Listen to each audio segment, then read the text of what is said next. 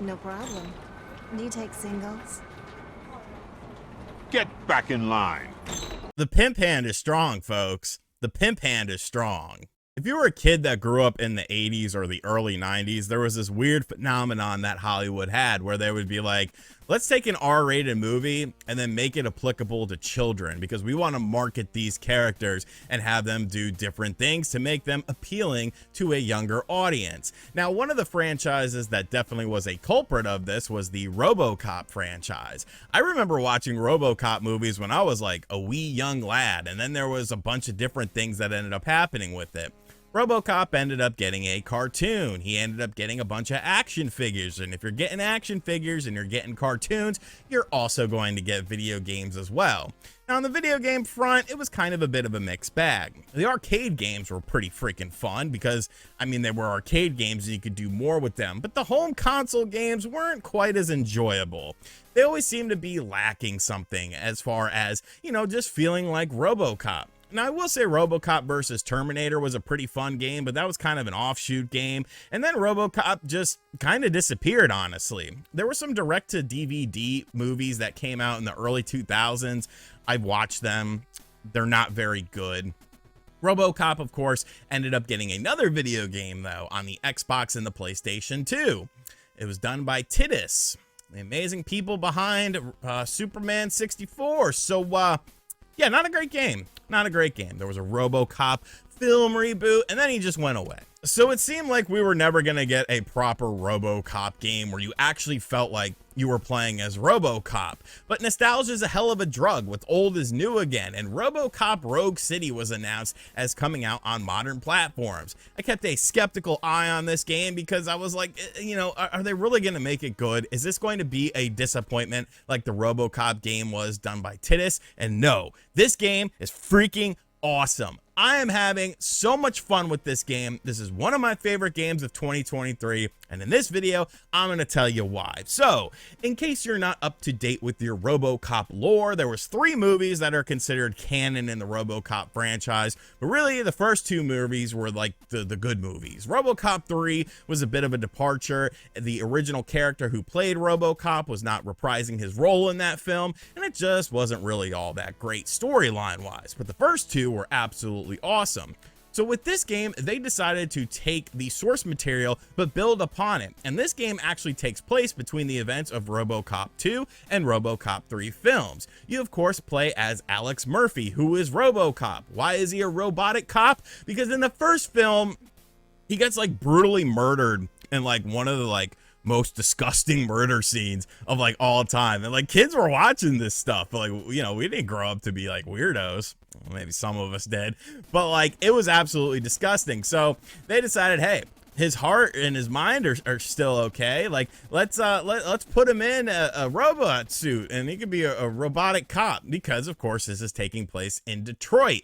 It's an old Detroit which has been condemned and is considered where the common folk live, and it's run rampant by gangs and violence and drugs. The whole police force is wanting to quit, but this robot cop, RoboCop, gives everyone a sense of hope and a sense of potential stability because, you know, he can take out the bad guys. Now in RoboCop 2, you're introduced to a character named Kane, who is supplying old Detroit with a drug called Nuke, and everyone's getting hooked on it and all this sort of stuff. Well, Kane meets his demise at the end of RoboCop 2, and that's where this game takes place. After the demise of Kane, a new high roller is now funding all of these gangs and trying to take control of the Nuke properties, so you have to find out who it is. And when you find out who it is, if you're a fan of RoboCop, it'll automatically trigger a memory in your mind because they have implications in previous RoboCop movies. It's actually pretty brilliant how they manage to, you know, incorporate the older films into this and take stuff from it but make it for this modern game. If RoboCop 3 never existed and this was the third film, I think everyone would be happy with it. Of course, you see old faces and familiar faces hanging around the Detroit police office. Your teammate Ann Miller is still with you. It's all very well done, and I feel like they did the story in a manner where if you just take it for what it is and you're not really like a RoboCop fan and you don't have much memory of the these films or anything like that, still very enjoyable, something that is easily digestible. But if you are a fan of RoboCop and you're a fan of the first two movies, like, this is just like a love letter overload to you because of all the source material, all the references, all the things. It's just very, very well done. But one thing that I was worried about with this game was definitely the gameplay, because let's be real, RoboCop, I mean, the dude's not a gymnast. He's not a ninja or anything like that. He's slow. He's plodding. He's a robot. He weighs a lot. You know, he doesn't exactly have the biggest personality in the world because he's kind of half man, half robot. But the way they did the gameplay in this game is definitely very well suited for RoboCop, because really there's like two main gameplay styles that take place in this game, and I think they're both honestly very well done. Of course, you have the main meat and potatoes that everyone wants to know about, and that is the combat. The combat feels honestly very good. Now, you are super, you know, more powerful than the enemies you're facing against because you have all this armor. So in order to sort of offset that, they have a lot of different enemies come at you all at once. So that way it's almost like not necessarily overwhelming, but it makes you feel a bit more vulnerable than you should be. Because if it's a one-on-one situation and the guy has a gun, like, you got a robot suit, you're going to be Gucci. But if there's like 6 guys all shooting at you at once, it could take down your armor a bit faster. RoboCop can throw things, he can throw projectiles, he can shoot projectiles, he can pick up weapons off of people. It's all very crisp, it's all very well done, and one thing I truly appreciate about this gameplay is just how much stuff is destructible in this game. I just came off of playing Modern Warfare 3, which felt like a movie set where everything was glued down, but there's tons of destructible elements within this game, and it really makes it feel more alive. You really feel like RoboCop when you're going throughout this adventure. On the flip side of things, when you're not in combat, you're usually doing stuff that's kind of not really detective work, but kind of is detective work. You're like casing different scenes, you're trying to figure out where you need to go next as far as missions are concerned, and doing certain things. Now, most of the missions are pretty straightforward, but there's a lot of side missions that you can discover that have you doing a little bit more. That's more of a bit of a downtime sort of thing. Scanning environments, looking for certain documents, trying to figure out stuff like that. It's a change of pace from the maniacal shooting in the game, but I really liked it, honestly. It kept things interesting throughout, it kept things fresh throughout, but it wasn't necessary to the main story. You don't have to do these side missions if you don't want to do them. It actually tells you when you're about to go to a point of beyond you return with these things. It's like, hey, do you want to do these side missions or not? I always chose to do the side missions though, and it didn't really feel like it was padding for the game, but it was kind of giving it a bit of a more human sense, meeting other people, meeting other characters that are intricate in the mainline story of the game, but maybe seeing a bit of a different side to them.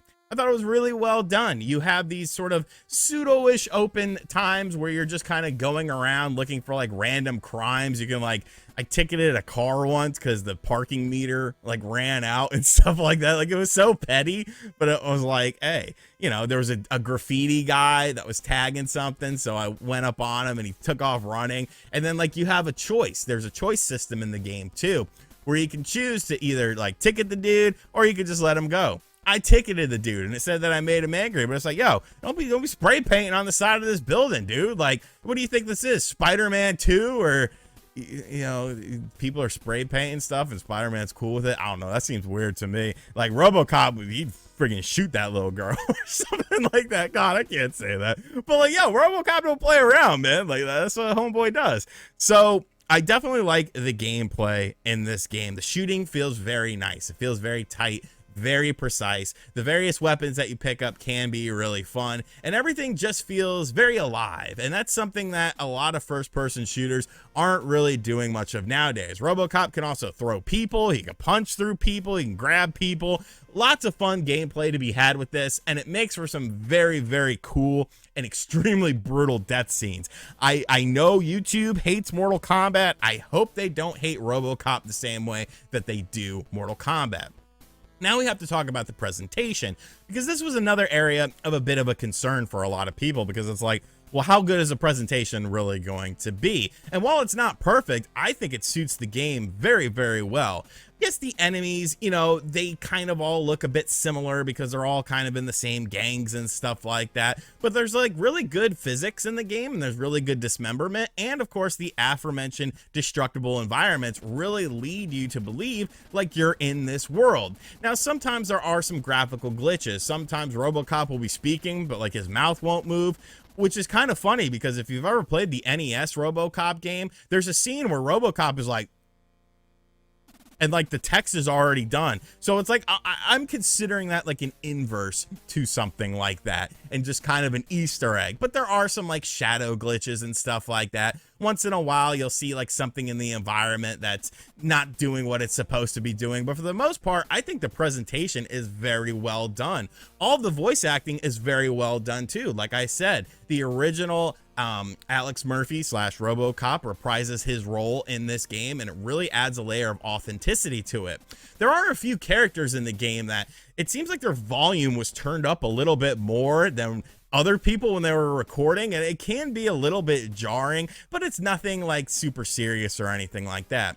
RoboCop can also upgrade himself within the game. There's a skill tree where you can do different skill points on various things to upgrade your armor, how often, or if you can recharge at certain areas, upgrade your pistol, upgrade your standing within the community to make people like you. So you can kind of suit the game to suit your gameplay style when you are choosing which abilities to upgrade and whatnot. You can also upgrade your pistol as well that you have in the game. That's kind of like your stock weapon that you always have, and kind of make it, you know, have a larger ammo capacity, faster fire speed, more firepower with it. So that's pretty cool as well. You basically find these sort of chests in areas, and then it has different component parts that you can use on your gun.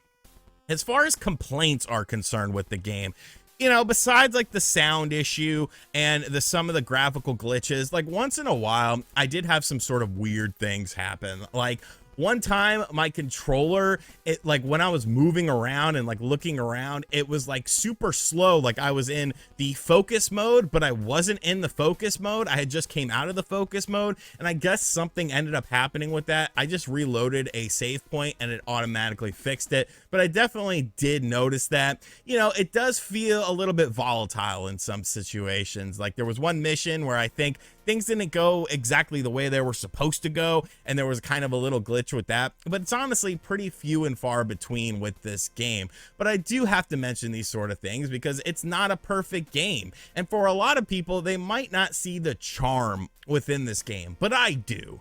I completely see the charm within this game, and I think this game is absolutely fantastic. I asked for a review code, and they did not give me one for whatever reason, and I felt like, should I be bitter about this? No, I'm just gonna buy the freaking game because I want to play the game anyways, and I'm so glad I did. If you're on the fence about this game and you're a RoboCop fan, you're an idiot. Hop off the fence, buy this game immediately. No questions asked, immediately. This is purchasable by you, whether it's on PlayStation, whether it's on Steam, whether it's on Xbox. I bought it on my Xbox. I like to play my third-party games on the Xbox.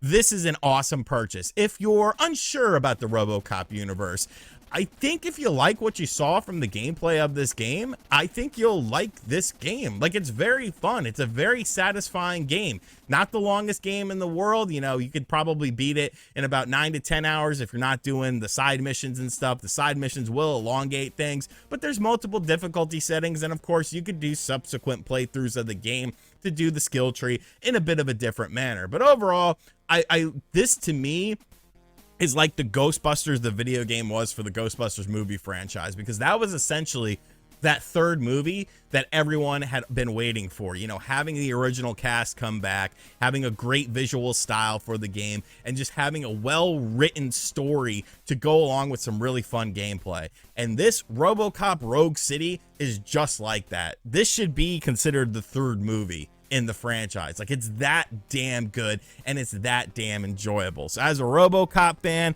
I am more than satisfied with my experience with this game. I think it's super fun, and this is a game much like Ghostbusters the video game that I think I'll pick up, you know, a couple times a year just to play through it again because it's that damn enjoyable. So those are my thoughts on RoboCop Rogue City. I would say a true hidden gem of 2023. Nobody really knew how this game was going to turn out, but it turned out really freaking well, man. So hats off. I hope you do another freaking RoboCop game. Like, yo, you give me more DLC, whatever, man, whatever. I'm down for whatever with this. Let me know in the comment section down below if you have checked this game out.